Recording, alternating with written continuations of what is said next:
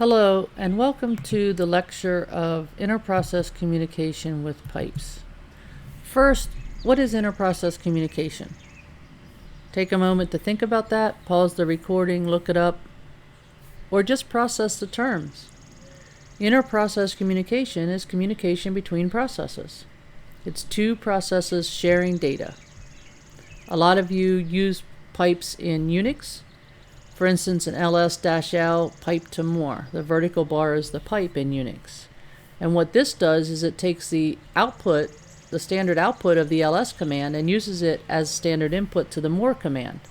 So a lot of people get pipes confused because they think it is just sending the output of one command to the input of the other command. But that's just an example. It can be any data. It's just two processes communicating with each other.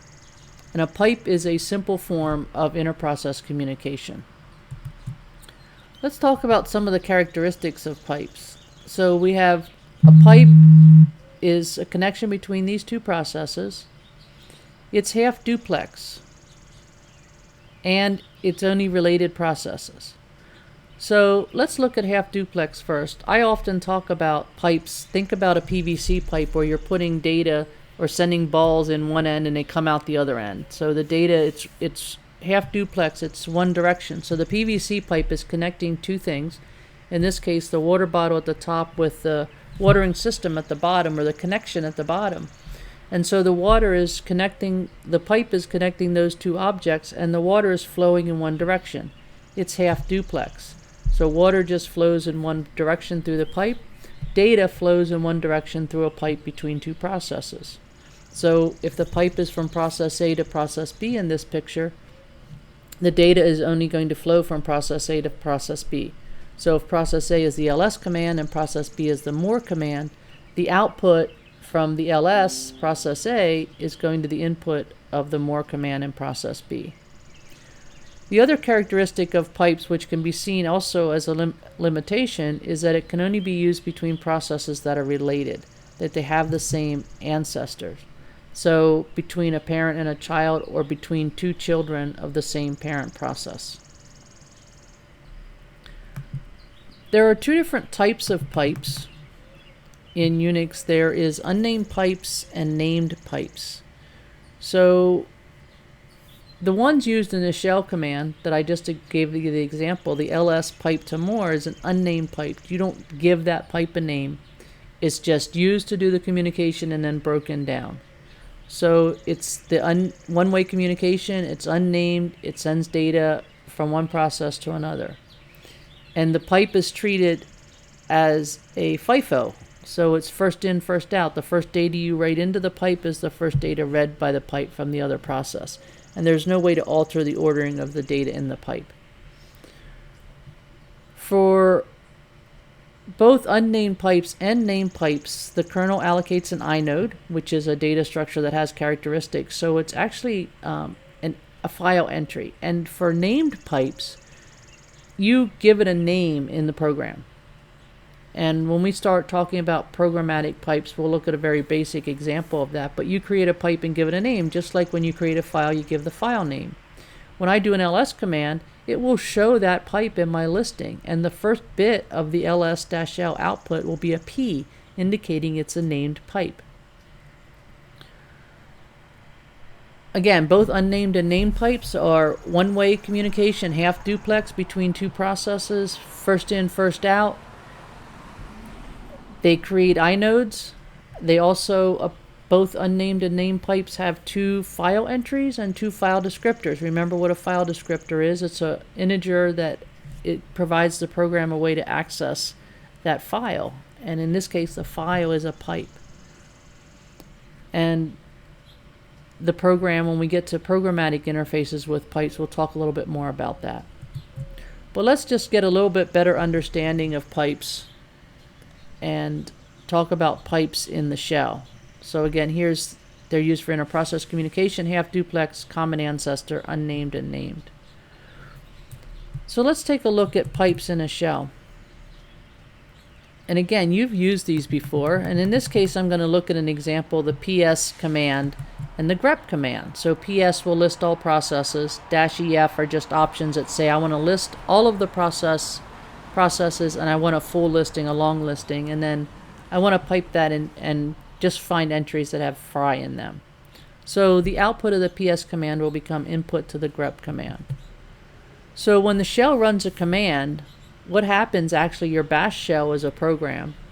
I use bash. Whatever shell you use, it's a program that's running. And when you run a command, when you type any command at the command prompt, bash, the shell that you're using, will execute a fork command, which we've talked about, and then the child will run the command via an exec function. So what happens when there's a pipe in the shell command, the parent will actually fork two processes, one for each of the commands, and then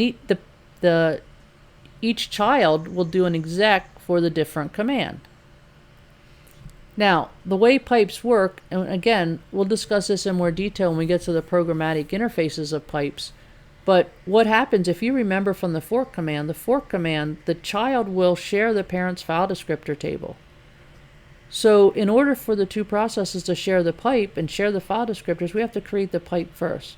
So what's going to happen, the bash shell is going to, if I have two commands with a pipe, the shell is going to create the pipe first, then do the fork for the two children processes. So now, not only does the parent have the file descriptors for the pipe, both children processes have the file descriptors for the pipe.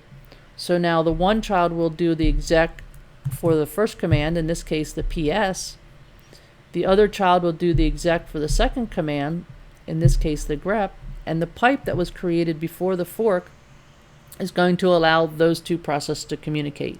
In this case, the PS process that from the first child will write to the pipe, which was created before the forks, and send it as the input, standard in, for the second process, which is exec from the second child.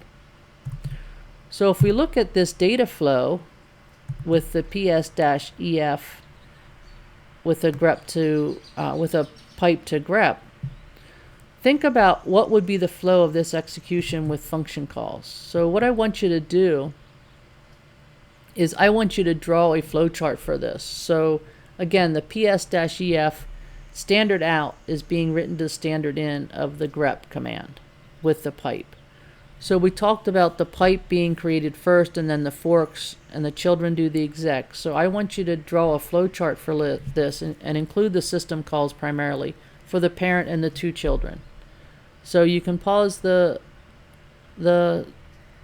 recording right now and do this, or do it at the end, and we'll discuss this in class.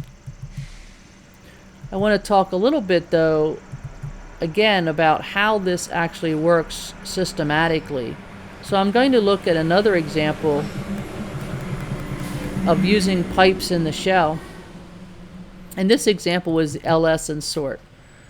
So it's an ls-l and then we pipe it to sort command.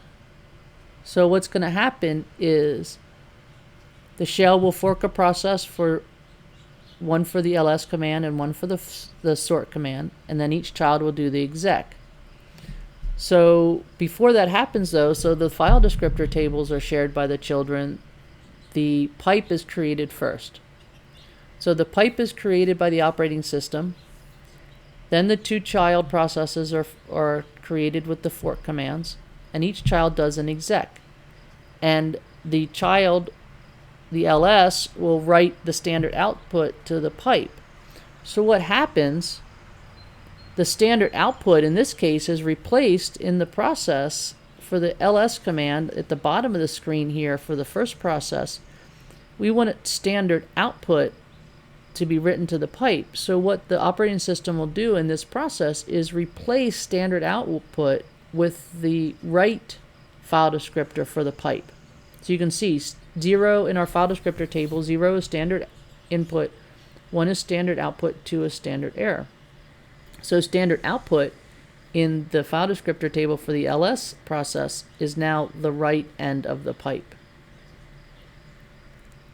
The second command, the sort command, the input of the pipe The standard input for that command is the pipe, reading from the pipe.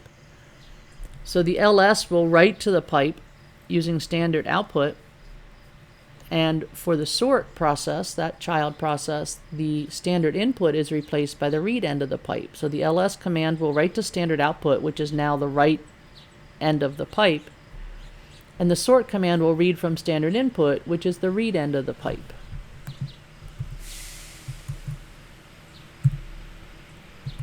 A pipe in a program is created by using the pipe system call.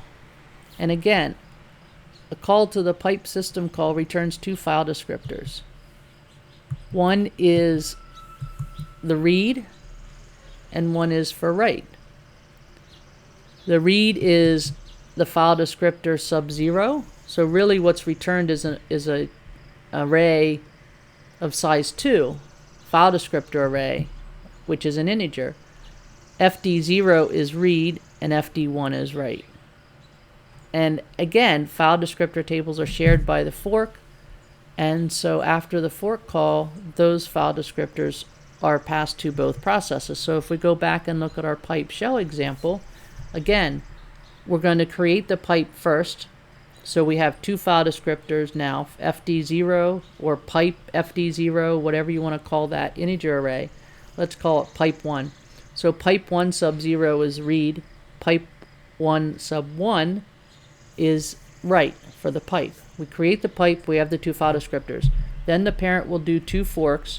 File descriptor tables are shared to child processes, so each process has the pipe 1 array with index 0 being read and index 1 being write. So now both processes have that pipe.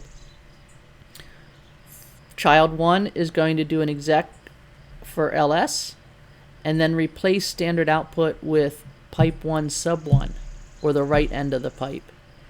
And then the second process is the sort command. It will do an exec for the sort, and standard input will be replaced with pipe 1 sub 0, or the read end of the pipe. So when ls writes the standard output, it actually writes to the pipe, and when sort reads from standard input, it is actually reading from the pipe. So that's a basic introduction to pipes and how pipes work in the shell, and a very brief introduction from a programmatic standpoint in regards to using the pipe command, the two file descriptors returned, and needing to do the pipe before the fork in the program.